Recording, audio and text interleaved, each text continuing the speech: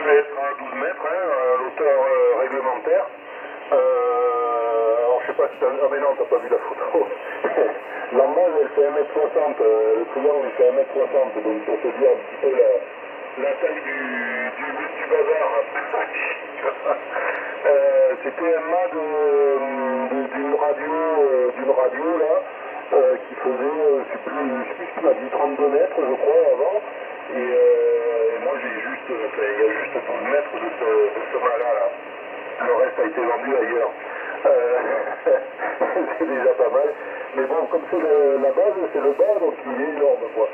C'est pas grave, il y aura du béton à faire à chier.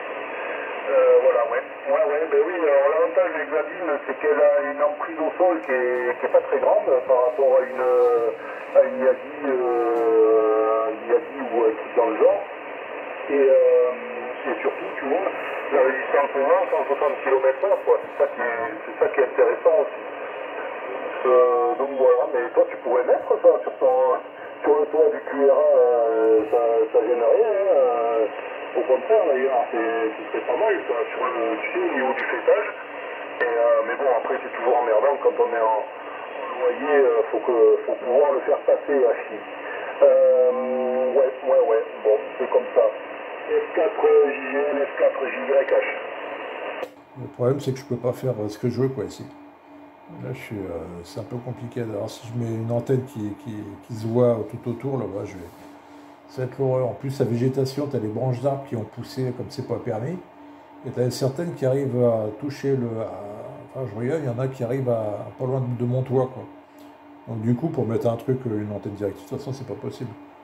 Surtout là, j'ai essayé de mettre mon espèce d'antenne, là, elle est même plus verticale, elle est à, enfin, c'est même pas, je voulais me faire à 45 degrés, un brin à 45 degrés, mais là, c'est même plus bas, parce qu'avec le poids, ça a descendu. Ça tient avec des colsons, donc c'est pas terrible. Et je suis obligé de faire avec. De toute façon, je compte pas rester là, donc pour le moment, je suis avec, je vais pas investir dans quoi que ce soit ici, puis même pour faire de la radio, quoi, c'est pas le top. Voilà, donc toi, t'es tranquille, quoi. Moi, je compte aller plus dans la campagne, fin fond de la campagne, n'importe où, mais au moins qu'il n'y ait pas de... Voilà, 4 GH, 4 JGL. 4 JGL, 4 JH, ouais. Oui, c'est toujours compliqué. Quand tu as des voisins compliqués, c'est compliqué, hein. Mais faut serrer les dents en attendant de pouvoir faire mieux, de déménager, de trouver mieux, de trouver un endroit qui correspond bien comme il faut, là, et puis voilà. Voilà, hein, c'est le principal. Après le reste, bon, écoute, s'il est con, il est con, et puis faut le laisser con comme il est, quoi. C'est comme ça. Ça arrive, ouais. Chez moi, ça va, je suis tranquille. Des pylônes, ils ne seront pas dépaysés, il y en a tous les 2 kilomètres, il y a des pylônes de téléphone, donc N plus N moins, ça ne se verra pas dans la forêt, là. Voilà, non mais voilà, donc moi je suis content parce que ça avance, ça progresse gentiment, mais ça progresse, voilà. Là je suis en congé normalement fin de semaine prochaine, là, donc je vais pouvoir, j'espère, bricoler sur mon DK2 là, pouvoir avancer là-dessus parce que ça aussi c'est un petit peu à la bourre, tout est à l'arrêt là, et bon mais c'est comme ça. Là je vais profiter de mes congés pour faire ça et puis pour finir mon chauffage aussi pour cet hiver, voilà. Voilà, mais tu sais tout Fred. F4JL, F4JH. 4GH, 4JGL. Ah oui, des pylônes de PTT là en bois, là, c'est le top ça. Au moins c'est isolé et là, t'accroches dessus, c'est le top ça, c'est nickel chrome. En plus en hauteur, ils font... comment ils font ça j'ai aucune idée, ça fait quoi, 5-6 mètres, 10 mètres peut-être, je sais pas, ça fait quoi comme hauteur? Alors les téléphones, ils font, alors ça dépend, mais ils font entre 7-8 mètres, il y en a jusqu'à 10 mètres, ça dépend. Là, je dois récupérer 2 photos, là, en galva qui fait 8 mètres, et un en bois qui fait 8 mètres aussi, voilà. Donc j'aurai mon pylône là, tu verras la photo là quand tu auras le temps. Mon mon pylône pour faire le départ, la base. Et puis après, ben, ces deux poteaux-là pour faire mon triangle pour la Delta-Loupe horizontale. S4 JGL, S4 YH.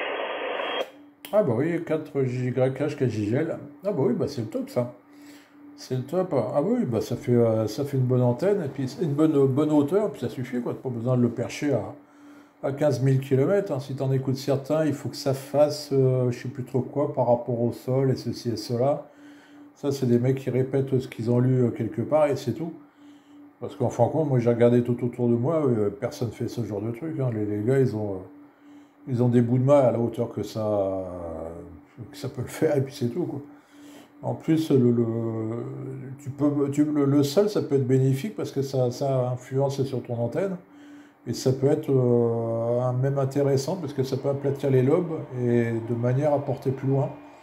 Alors que si tu mets une antenne carrément à très haute, ton lobe il est plus rond et il porte moins loin. Donc à la limite, vers le plus bas, vers le sol, c'est pas mal. En plus, toi, tu es, un peu en hauteur. Donc oui, et puis tu es dégagé, donc tu peux te permettre à cette hauteur-là, ouais, c'est bien pour 160 mètres, 80 mètres, et normalement ça devrait. Et 160 et puis le 40 mètres, j'en oublié une. Normalement, ouais, ça devrait être pas mal, quoi. Ça devrait le faire pas mal. Bah oui, bah là, avec ça, ouais, tu passeras mieux. Puis même pour du local, 40 mètres, tout ça. De toute façon, le 80 mètres, 40 mètres, c'est plus pour du local. Il y a peu de gens qui font du DX. Enfin, le DX, ça va être l'Europe, des trucs comme ça. Mais tu vas pas te mettre à faire le tour du monde sur 40 mètres, c'est le 80 mètres. Le 20 mètres, oui, là, c'est pas mal. 20 mètres, tu peux même avoir une antenne verticale, c'est pour avoir un truc omnidirectionnel. Ça peut être intéressant aussi, quoi. Enfin, il y a des types d'antennes, il y en a tellement de sortes que c'est pas mal, quoi. Le vertical, tu auras une polarisation verticale. Et ça peut être intéressant aussi. Mais là, après, la directive, ouais, bah là, tu fais tout. Hein. Ali, lui, ce qu'il a fait, il a dit, j'ai fait tous les continents avec le DK2 en plus. Hein. Donc, il n'y a pas de souci, quoi. Ah bah oui, avec le DK2, en plus, tu verras, ça va te changer. Hein. C'est déjà vachement mieux. Hein. Enfin, moi, j'ai pas d'appareil commercial, j'ai que celui-là, mais j'ai fait pas mal de trucs. Hein. J'ai fait la Russie. En plus, ce qui est intéressant, ce qui est pas mal, c'est que le DK2, le VFO, celui qui a produit ça, le gars, il a j'ai pas fait gaffe, je disais que c'était un russe, mais en fin de compte, non, c'est plus ambigu que ça, parce que le gars, il est de Kerch et il a comme ça s'appelle, un indicatif ukrainien. C'est UK, ça commence par UK, donc indicatif ukrainien, et il est de Kerch. Donc on ne sait pas s'il est plus côté russe ou plus côté ukrainien. Mais ce qui est intéressant, c'est que l'appareil, le DK2, il va avoir une histoire en fait. Parce qu'il il est construit pendant un conflit, et il est construit à partir d'un VFO qu'un mec a fait, qui habite à Kerch. Kerch, le pont de Kerch, quoi, à côté. Donc il y a un côté historique intéressant. Et en plus, ce gars, on ne sait pas ce qu'il est devenu. Moi, j'ai fait des recherches et on ne sait pas. Est-ce il est mort à la guerre? Est-ce qu'il s'est enfui? Est-ce qu'on ne sait pas du tout. Il y a toute une histoire autour du DK2, en fin de compte, avec ça. Et en plus, moi, t'imagines que j'ai fait des QSO une fois. Je ne me rappelle plus sur quelle fréquence, je crois que c'était le 14, 28 mégas, je crois. Avec un Ukrainien, un quart d'heure après ou une demi-heure après, je ne sais plus, j'ai fait avec un QSO avec un Biélorusse. Et j'avais fait un autre QSO sur le 14 mégas avec un russe au bord de la mer Noire, pas loin du pont de Kerch, d'ailleurs. Et puis le dernier coup, bah, c'était des Russes en expédition sur une île au nord de Moscou, là, vers du côté de la Finlande et tout ça, quoi. C'est génial d'avoir une histoire comme ça avec le DK2, quoi. C'est pour ça, cet appareil, moi, j'ai pas trop envie de trop le changer. Le VFO, de toute façon, il va rester. Moi, je change rien du tout. C'est le top. En plus, il est. Il est là, le moteur, ouais. Mais oui, effectivement, il y a des mâts qui tournent. Mais tu sais qu'avant d'acheter ce mât-là, j'ai failli m'acheter une grue, carrément, une grue de chantier. Il y en a eu une avant dans c'était où ça, vers Foix, par là-bas, là. 500 euros, le mec, il a ramené, mais bon, après, le plus compliqué, c'était de la ramener, je ne savais pas comment la ramener. Donc j'ai laissé tomber l'affaire, mais une grue, moi, ça m'aurait intéressé, parce que déjà, le dernier élément, il peut monter et descendre, et puis, ben, la rotation, tout est fait, hein, donc. C'était pas mal. Bon, ouais, je l'ai pas fait, mais j'avais toujours là à un moment donné, ouais. Ouais, ouais, ça m'aurait servi pour faire mes travaux aussi au QA, là. J'ai le séchoir à tabac chez moi, là, où je vais en faire la toiture. Je m'étais dit, bon, je refais la toiture avec le truc, et puis après, je mets mes antennes en haut. Impeccable, elle était à 20 mètres de haut, la grue, là, c'était nickel, quoi. Ah, chier. Retour micro, F4JGL, F4JGH.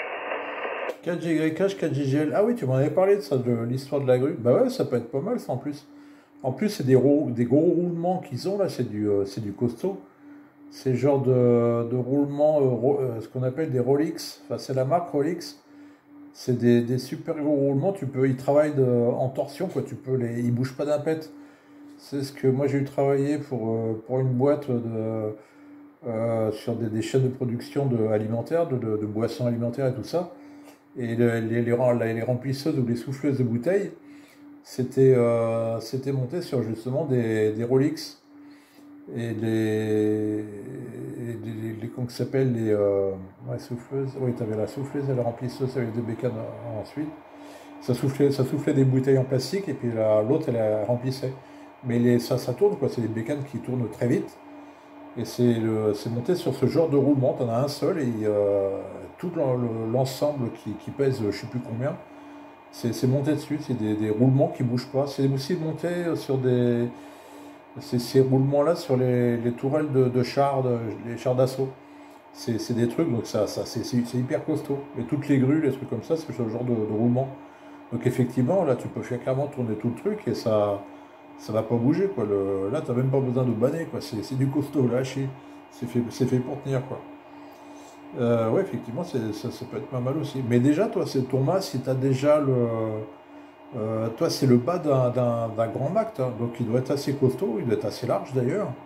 Donc à mon avis, tu n'auras même pas besoin de banner, quoi. C'est du costaud de chez costaud, non?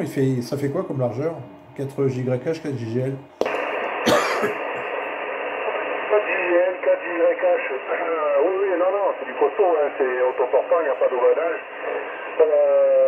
Surtout, comme je te dis, c'est que la base, donc il est hyper lourd. Hein. Je crois qu'un élément de 3 mètres, il doit faire dans les 600 kilos, donc ça te donne une idée. Et la base, le triangle, il fait un côté fait 1m60. Donc tu verras ma remorque là, la photo, c'est une photo de mon véhicule avec la remorque et l'antenne, le bas du mât et le haut du mât dans le bas du mât, sur la remorque. Et ma remorque, elle fait 4 par 2 en dimension, donc ça te donne une idée de la chaîne là. Et donc voilà, ouais, ben, mes 60 de côté, ouais, non, ça fait une jolie idée, hein, même la dernière partie, elle fait 60, le triangle, il fait 60 de côté, hein, donc ça fait, je peux mettre, je compte mettre 3 antennes verticales en haut, en haut, quoi. Ah ouais? Ah oui, 1m60 de large. Ah oui, effectivement, bah là, ça va pas s'envoler, effectivement. Ah oui, en plus, c'est triangulaire, en plus, donc enfin, c'est pyramidal, je veux dire. C'est-à-dire que c'est très large à la base, et plus ça va, ça va en diminuant. Donc ouais, ça fait un peu comme une tour Eiffel, quoi. Mais triangulaire. Ah oui, bah ça va pas bouger, ça. Il peut souffler. Elle n'a pas bougé. Ah oui, bah là c'est bon plan, ça. Là, tu peux en accrocher des choses, oui, il n'y a pas de souci là. Ça va tiendre, comme on dit à Chine. Ah oui, bah là du coup, il faut que tu vas faire comment, un socle en béton ou 3 socles en béton?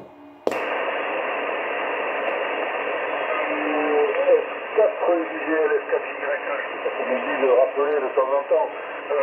Pour ceux qui écoutent, et pour ceux qui écoutent d'ailleurs, c'est ça, je rappelle les indicatifs, c'est une fois tous les quarts d'heure hein, dans le code national de notre très chère licence. Hein, c'est pour un petit rappel, parce que le dire à chaque fois, c'est rappeler les indicatifs à chaque fois, c'est un peu barbare, moi, je trouve.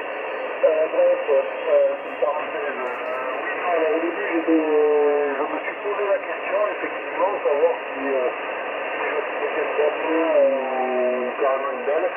Comme je vais sur ma mère, ici, ma mère a posé à côté, donc je vais faire une dalle avec je vais faire un gros plot au niveau sous le, comment ça s'appelle, sous le mât, hein, je vais faire encore un ou 2 mètres cubes là, et puis après ben, je vais faire les renforts, enfin je vais faire les fixations coulées dans le béton, je vais faire une espèce de cadre avec les boulons qui remontent là, et puis après ben, je vais faire une dalle un peu plus large pour pouvoir mettre ma clim et mon bazar à côté là.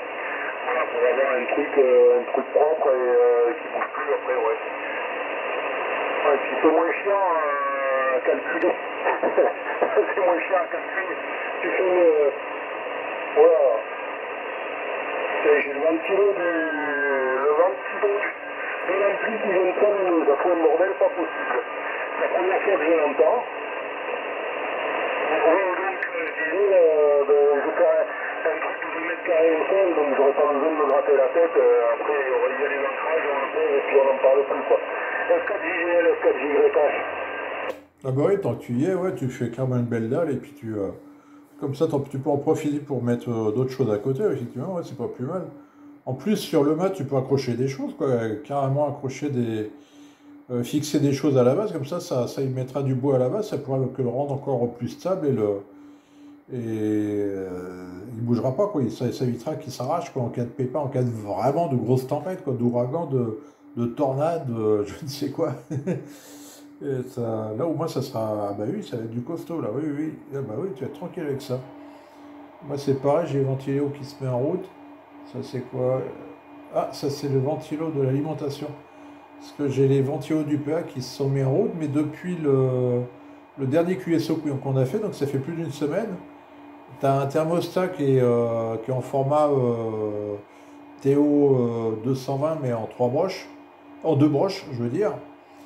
Et lui, par contre, il a comment ça s'appelle un delta T, enfin une différence de température trop énorme, ou trop basse, on va dire, enfin, le seuil il est trop bas, ce qui fait que comme il fait tout le temps chaud depuis plus d'une semaine, bah, l'autre il est resté coincé, il est tout le temps allumé, donc les ventilos, dès que je mets le truc en route, il y a le ventilo qui se met en route. Mais là en plus il y a le ventilo comment ça s'appelle, de l'alimentation qui s'est mis en route, je regarde, la TOS est remonté à 3. Ça je me suis rendu compte, je crois, dans la journée je suis à 2, 2,5. Et là, le soir, je suis à 3, et à mon avis, c'est que avec la longueur, le cuivre, il doit s'allonger et se détendre en fonction de la température extérieure, et ça fait bouger le TOS.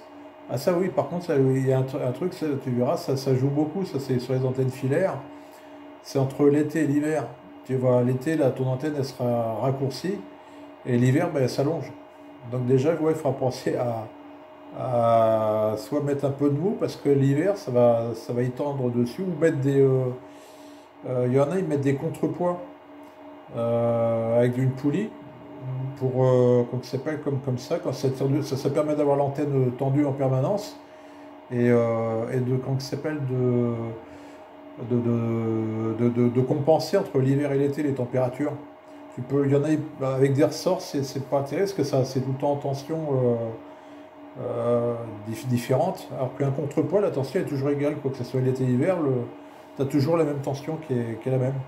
Enfin, je sais pas si je sais pas, je m'explique pas, mais si tu vois à peu près ce que je veux dire. 4JH, 4JGL. Ok,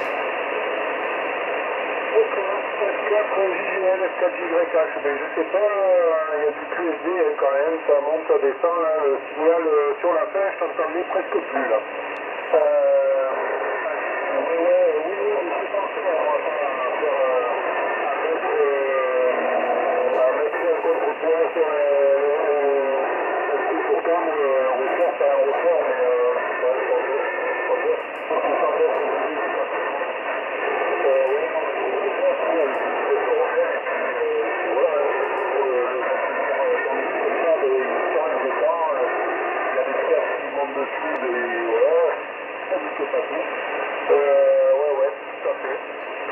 dans mon petit ampli de Tagui, tu vois, j'ai mis un peu, comme tu m'as dit, là, un PO, je sais pas combien, là, qui déclenche à 55 degrés, avec un delta T de 5 degrés, je crois qu'il y a, de mémoire.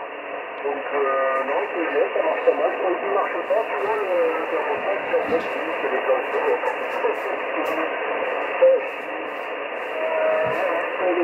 Oui, ça peut savoir. Là-dessus, bon, mais tu vois, quand même, que j'ai quand même mûri le projet, j'ai réfléchi à Stampede depuis, ça fait bientôt 1 an que je réfléchis à Stampede. Donc là, je pense que je suis au bout de la réflexion. F4 4G crash, 4J crash, 4JGL. Oh là, je bafouille. Ouais, bah, je viens d'apercevoir que j'ai ma lopiette qui fait aussi du QSB. Ça crépite aussi. Donc, moi, j'ai les QSB des voisins aussi. Et donc, c'est bien ça, quoi. À cette heure-là, c'est les alim à découplage, les LED et tout ça. Là, ça, c'est l'horreur. Donc, là, j'ai allumé la lumière au-dessus de ma tête. Ça, c'est les ampoules toutes bêtes. Là, ça rayonne pas, ça fait pas de bruit. Très peu. Par contre, la loupiette que j'ai, là, c'est une espèce de lampe, tu sais, en cercle où tu mets le téléphone. Ça a tendance à faire du QRM. Je pensais pas que ça en faisait beaucoup, mais ça en fait quand même. Ah bah ok pour ton antenne. Bah sinon, moi, côté technique, là, je suis en train de finir le montage du Tosmet au Wattmet VHF UHF. Je suis arrivé à un truc hallucinant. C'est-à-dire que... Oula, ouais, du TOS. C'est-à-dire que j'ai 3 calibres, j'ai 3 watts, 30 watts et 300 watts. Et j'ai fait un petit montage de compensation pour compenser la chute de tension à cause des diodes. Et là, ce qui est hallucinant, c'est que j'ai essayé avec le Baofeng, tu te mets sur le calibre 300 et avec 3 watts, et ben j'arrive à regarder exactement l'endroit où elle s'oppose et ça tombe exactement à 3 watts. C'est-à-dire que quand tu te mets sur le calibre 3 watts, l'aiguille va à fond, parce que c'est une échelle de 0 à 300. Donc à fond, bah, je suis à 3 watts, 100% de l'échelle, 3 watts. Je me mets sur le calibre 30 watts, bah là ça me met 3 watts, c'est visible. Donc l'échelle 300, j'arrive sur le 30 pour 3 watts. Et sur le calibre 300, bah hop, ça tout à l'aiguille, elle bouge, donc elle bouge pas beaucoup. Mais l'aiguille vient exactement se positionner à ce qui correspond aux 3 watts, quoi. C'est hallucinant. C'est-à-dire que tu as une précision, mais hallucinant, quoi. C'est super précis. Là, je suis arrivé à un truc super, vraiment très, très nickel, quoi. Oula, mon français, il commence à bugger. Sinon, bah, le côté alarme et puis protection, là, si on se gourde de calibre, par exemple, si on mesure 100 watts et puis qu'on est sur 3 watts, les aiguilles vont pas apprécier, quoi. Les galvas, ils vont pas apprécier. Donc ça, le système que j'avais fait, ça marche pas. Et donc j'ai repondu un truc et les circuits imprimés sont les petits modules, les circuits imprimés pour le nouveau petit module, c'est en cours de fabrication. Et normalement, je devrais les recevoir en fin de semaine. Voilà, donc là, je ferai une vidéo pour l'autosmet, quoi. Mais je suis content, ça marche super bien. Donc du coup, bah, je vais continuer. Comme j'ai plusieurs PCB pour en faire, tu me le diras si tu en veux. Moi, j'en ai fait par quantité, par 10. Donc pour les faces arrière, face avant, et puis les petits modules, de toute façon, ça c'est pas un problème, je les ai. Comme ça, je la mettrai de côté, parce que je ne vais pas en faire 50 000, vu que les constructeurs amateurs de nos jours, il n'y en a plus des masses. Et je ne vais pas faire l'erreur du DK2 à commander des circuits imprimés par je ne sais plus combien, là, les filtres et tout ça, je les avais achetés par quantité, pour avoir des prix corrects, pensant que ça allait intéresser du monde, mais du coup, je me retrouve avec une quantité industrielle de circuits imprimés qui me reste sur les bras, quoi. Donc vu le prix que je les ai payé, vaut mieux pas j'y pense. Voilà. Donc ouais, bah ça marche bien, quoi.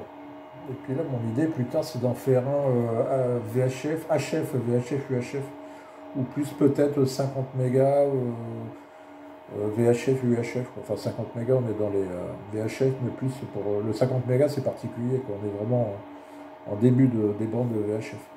Voilà, je suis bavard, 4JH ou 4JH, 4JGL. Ok, ouais, mais oui, alors oui, pour répondre à ta question, oui, je vais t'en prendre, ouais. Je vais t'en prendre, un module de mesure, là.